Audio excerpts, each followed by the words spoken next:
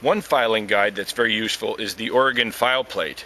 You notice here that the file clips onto the plate, and it even has angle lines on the top of the plate here.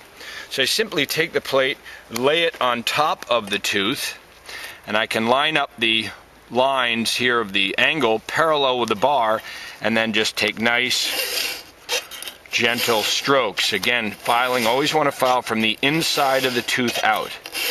And I want to bring it back until I get a nice, clean, and defined point and leading edge.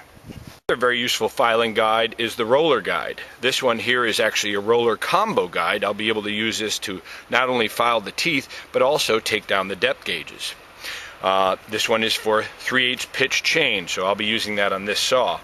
I simply place the file guide, the roller guide, on top of the chain as it sits on the bar, and always want to have the arrows in here pointing forward towards the end of the bar. And again, here I can lay the file in here. Here I'm going to line the file up parallel with the witness mark on the tooth. And again, nice, gentle strokes from the inside out. And as long as both rollers are moving, it's putting the file in just the right spot on the tooth, so I'm able to sharpen the tooth and maintain the good angles on the cutter.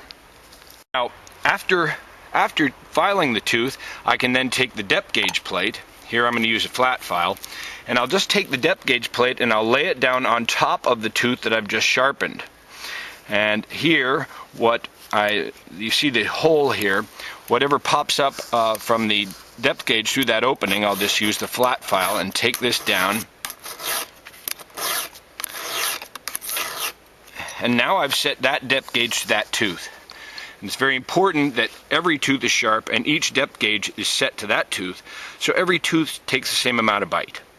The Husqvarna Sharp Force is actually a 2-in-1 filing guide.